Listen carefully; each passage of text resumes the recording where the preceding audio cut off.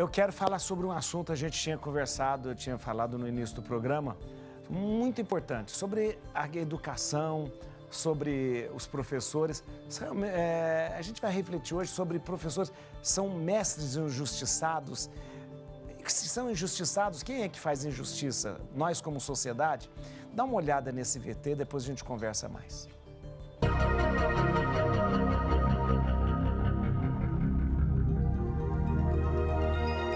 A pandemia do coronavírus forçou uma reinvenção na carreira do professor. De uma semana para outra, com o fechamento das escolas, docentes tiveram que se acostumar com câmeras, edição de imagens e pensar em estratégias que pudessem ser executadas de suas próprias casas. Bom, passam-se os anos e nada é feito para valorizar os profissionais do ensino.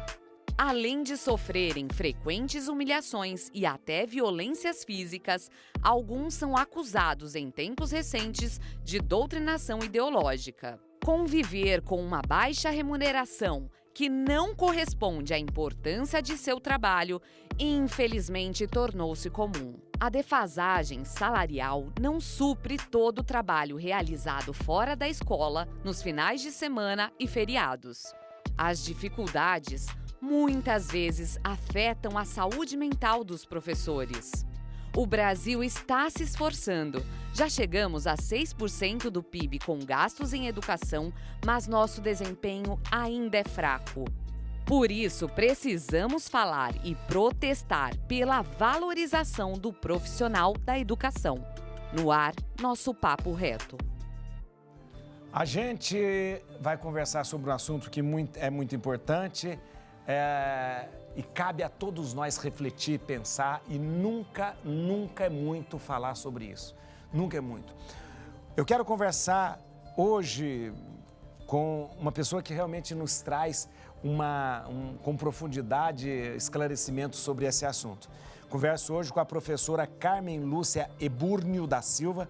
Ela é professora, pedagoga, psicopedagoga. Ela é nascida em Bofete, mas ela mora hoje em Botucatu, São Paulo. É professora, como eu disse, também pedagoga, psicopedagoga. Leciona português, inglês, alfabetização. Olha, revisora de artigos, dissertações, de teses e livros. Membro efetivo da Academia Botucatuense de Letras e autora de livros e da peça, olha que interessante, Defesa da Capitu. Olha aí a Defesa da Capitu, tá vendo? Nosso Papo Reto hoje é para conversar sobre professores, sobre a educação no Brasil. Eu recebo com muito carinho e muita alegria mesmo aqui na Rede Vida de Televisão, a professora Carmen Lúcia. Boa tarde, professora. Boa tarde, Padre Juarez. Boa tarde, seja bem-vinda. Quero lhe agradecer imensamente por dispor do seu tempo, dos seus afazeres, para estar com a gente aqui, para conversar algo tão importante. Eu disse, é muito importante que a gente converse com uma pessoa balizada que possa trazer para a gente. Estou muito feliz mesmo, professora, muito feliz, viu? Eu também. Professora, eu vou começar a perguntar o seguinte, né? Olha, a gente fala de educação, a gente fala de método de educação. Há pouco tempo a gente via, né, se discutindo sobre a metodologia, os métodos. Esses dias eu ainda li um artigo sobre o método montessoriano, que é um método famoso e tudo isso. Queria perguntar para a senhora, a metodologia de ensino no Brasil, ela é adequada, ainda é adequada? Como é que funciona no Brasil a metodologia de ensino? No Brasil, basicamente, a metodologia utilizada é a tradicional, né? Nela, o professor estabelece o papel de líder, né, de conduzir as salas de aula. É uma espécie de hierarquia. Mas, como o senhor disse, existem outras metodologias que são utilizadas. Montessoriana, pedagogia Waldorf, né? O construtivismo. Existem muitas outras formas, mas já são mais em pequenas escolas, em alguns lugares do país. O que predomina mesmo é o ensino tradicional, metodologia tradicional. A pedagogia tradicional, ela que faz com que o aluno tenha esse contato não só com a educação, com a formação. Mas eu queria tocar num ponto, a gente vê uma mudança muito grande do que quando a gente falava de educação há 20, 30, 40, 50 anos atrás e a educação hoje. Não é saudosismo barato, não, mas a gente vê na relação professor-aluno, mestre-aluno, a gente vê, parece que uma desvalorização do professor. Eu não sei se a gente que vê isso, ou de repente pode até ser fantasma que a gente esteja criando, mas a senhora como uma pedagoga, como é que a senhora vê isso? Olha, padre, existe sim desvalorização do professor, a questão de horas aula que ele trabalha é escravizante, às vezes trabalha em 3 períodos, até em municípios diferentes, não só em escolas diferentes, recebe um salário irrisório comparado aos outros profissionais que têm o mesmo nível de formação e, com um detalhe, o professor tem que estar trabalhando diariamente em frente a um público muito grande. Então, ele tem que estar preparado. Para se preparar e se atualizar, não é só usar a lousa e o giz, embora a maior parte das escolas ainda só tenha esse recurso, né? Então, o professor sofre demais porque ele quer dar aula com qualidade. Ele prepara as suas aulas, porque não dá para fingir que você está dando aula por uma vida inteira na frente de um público enorme. É ao vivo a aula, né? Então, esse desgaste que o professor tem, não tem reconhecimento na hora de receber o salário. E mesmo a formação dos professores, hoje já há um investimento maior na formação continuada do professor. E ele precisa sempre estar atualizado, porque ele está lidando com material humano que se atualiza sempre, né? Visto esse período da pandemia em que todos nós tivemos que usar a tecnologia. E essa aula remota não era uma coisa comum para a maior parte dos professores. Os pais estão sofrendo de ficar com os filhos em casa, com os estudantes, e não tem, muitas vezes, internet na casa, não tem tablet, não tem, às vezes, o computador suficiente para todos os filhos, né? Então, nós sabemos que tudo isso recai sobre o professor, né? Ele quer assumir as coisas, quer dar conta e se sobrecarrega, porque não tem condições. Não tem condições por causa do número de horas de trabalho. Que ele leva para casa ainda os caderninhos dos alunos para corrigir, as redações, as provas. Ele tem que preparar as aulas, preparar as provas, preparar material para jogar na rede, né? Que hoje em dia a gente tem o grupo do WhatsApp dos alunos, a gente tem o grupo de Facebook. Então, é uma interação muito grande. E grande parte das escolas já tem programas instalados no computador em que o professor tem que corrigir as atividades, né? Administrar uma aula mais ampla do que só na sala de aula. E isso requer conhecimento e atualização do professor. Professora, eu estou vendo, toda vez que eu converso com um professor, com qualquer professor, eu vejo uma paixão muito grande naquilo que faz. O olhar brilha do professor quando fala da educação. E aí, ao mesmo tempo, é recorrente a questão daquilo que nós acabamos de falar. O salário é pequeno, a valorização não existe, né? Ficou imortalizado, não só na comédia, mas no dia a dia, a figura do Chico Anísio, naquele personagem dele que dizia o salário é isso, dizendo como professor, né? Era uma crítica bastante ácida, né? Do humor, né? O salário e o salário, né? Então, mais interessante, existe uma incógnita, porque o salário não é tão bom, né? O plano de carreira não é tão bom, né? A valorização não acontece, mas o que faz as pessoas querer ser cada vez mais professores? Existe uma coisa inexplicável, uma paixão que existe pela educação? Eu sou apaixonada pela educação. Dá para perceber. Sou apaixonada pelos meus alunos. Na realidade, padre, Jesus, quando veio ao mundo, ele poderia ter escolhido qualquer profissão e ele escolheu ser mestre. como Jesus, nós professores, nós semeamos. Nossas aulas são sementes. E muitas sementes caem em terra fértil e nossos alunos progridem. E nós, como o senhor disse aí sobre eternizar, né? Nós nos eternizamos por meio dos nossos alunos que aprendem com a gente.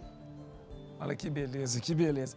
Professora, a gente levantou alguns lados, algumas sombras, alguns pontos negativos, mas, na verdade, quais o que a senhora considera como ponto forte da educação no Brasil? Olha, padre, existe a oportunidade de acesso à escola que é para todos. Então, para mim, isso é uma grande abertura. Às vezes eu fico pensando, deveria ter uma grande faixa assim, escrita, educação para todos que queiram estudar. Mas não tem quem entre na sala de aula que não saia modificado. Sempre tem uma modificação e a interação entre os alunos chega a ser de vital importância para a fase de desenvolvimento humano. Por isso que eu acho até que nesse tempo de pandemia, ninguém vai poder falar que a tecnologia não foi importante. Ela é importante, veio para ficar e a gente tem que se adequar. Mas a tecnologia, ela tem que ser dependente da estrutura escolar. Principalmente para as crianças que ainda não têm uma maturidade suficiente para estudar sozinha, né? É muito complicado a gente jogar para a criança um conhecimento. Na sala de aula, o professor, ele intervém. Então, ele passa conhecimento, mas ele arranja modos para a criança adquirir aquele conhecimento. Não vem pronto. É verdade. Você chega em 50 alunos da mesma classe de forma diferente. Às vezes, nem você consegue chegar. Você tem que aproveitar o coleguinha que entendeu melhor e faz interagir ali com a criança e a criança vai progredindo. Muito interessante. Olha, eu estou conversando aqui com a professora Carmen Lúcia Ebúrnio da Silva, ela é professora, pedagoga, psicopedagoga, e a gente vai falar mais sobre mais assuntos aí. Eu vou pedir a licença, senhora, só vou dar um recado, volto para a gente conversar mais um pouquinho. O que eu quero falar para você é o seguinte, gente, devagar anda aqui no estúdio. Devagar. Com a professora Carmen Lúcia Ebúrnio da Silva. Ela é professora, pedagoga, psicopedagoga. Hoje ela mora em Botucatu, mas ela é de Bofete. É professora de português e inglês, alfabetização. Ela escreveu livros e é autora da peça Defesa da Capitu, que eu tô doido para assistir essa peça, porque até que, enfim, alguém se levantou em defesa da Capitu. Olha aí, tá vendo? Obrigado, viu, professora, tá com a gente aqui. Eu queria fazer mais uma pergunta. A senhora tocou no assunto da tecnologia, que hoje os professores estão se desdobrando. Eu pergunto para a senhora, ainda dá para lecionar sem a tecnologia? Para lhe ser sincera, se a gente pesquisar, grande parte do país trabalha com a lousa e o giz. Né? Mas não dá para a gente deixar de considerar que a tecnologia veio para ficar. Então, nós temos que nos adaptar às tecnologias e também as escolas têm que ser preparadas com laboratórios, com tablets, com lousa, que a gente hoje em dia tem até a lousa própria para usar, tem data show, né? Então as escolas vão ter que melhorar e os professores vão ter que aprender a utilizar, né, essas tecnologias, porque os alunos acabam ajudando muito a gente na sala de aula.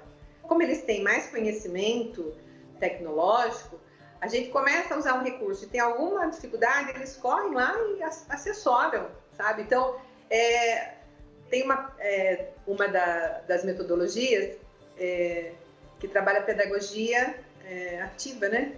E aí, nessa metodologia, os alunos trazem conhecimento para a gente. Às vezes a gente pensa que a gente só ensina, mas existe uma troca muito grande hoje, porque o acesso às informações está próximo. Na nossa época, que o senhor está falando aí, né? Na nossa época, a escola era o centro de todas as coisas E eu, por exemplo, só tinha acesso a papel, livro e lápis, essas coisas, da escola, porque na minha casa eu sou, né, filha de analfabetos, que a gente não é que não tinha livro, não tinha papel em casa, né? E hoje é outra coisa, não precisa nem do papel, porque um celular tem todos os recursos. O senhor estava citando agora na propaganda anterior, os recursos que tem naquela maquininha, eu fiquei encantada. A gente, na realidade, tem muitos recursos com a tecnologia e precisamos aproveitar o lado positivo de todas as coisas. Sim. Claro que precisa de um mediador. Isso mesmo. Olha aqui, professora, a gente fala muito da valorização do professor, dos mestres, da educação, mas sempre, geralmente, a gente tem quase que um discurso pronto contra o governo. Porque o governo não valoriza, porque o governo não valoriza. Mas, será que é só o governo mesmo que não valoriza? A senhora não concorda que somos nós mesmo, como sociedade, e até como alunos, como família também, que não valorizamos o professor? Olha, padre, eu acho que a situação atual da pandemia deu um alerta para toda a comunidade. A comunidade precisa valorizar cada vez mais o professor.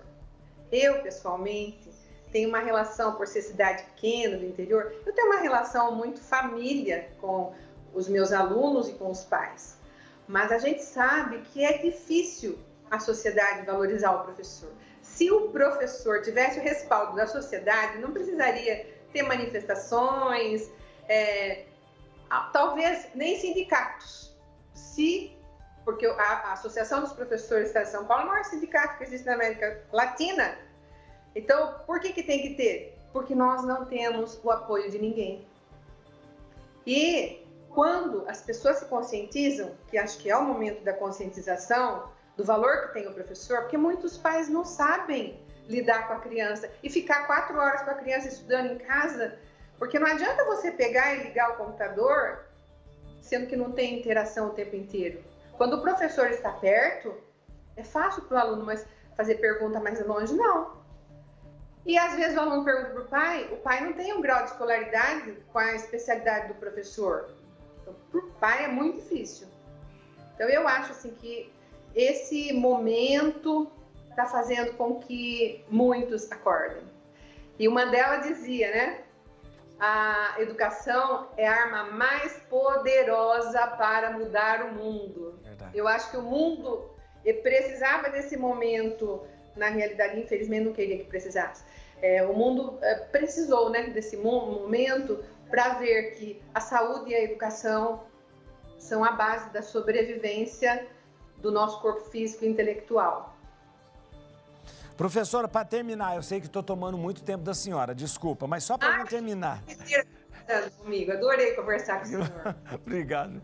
Qual que é a frase assim de um aluno que mais marcou, que sempre, que te alegra sempre e que dá a certeza, a frase, o acontecimento que dá a certeza para a senhora, olha, eu escolhi a minha vocação certa. Qual é a frase, qual é o momento da... Professora, como eu aprendi com você?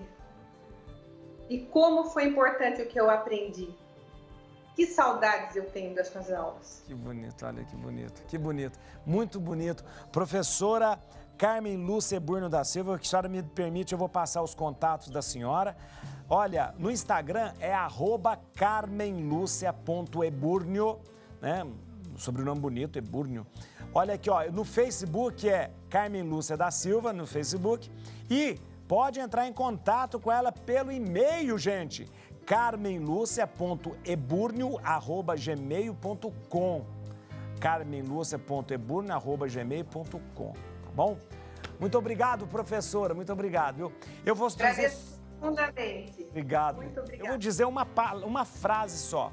Um país onde a celebridade continua sendo ex-BBB e jogador de futebol, e a celebridade não é um professor, então esse país está fadado mesmo à desgraça. Muda isso. As nossas celebridades deveriam ser os nossos mestres, os nossos professores.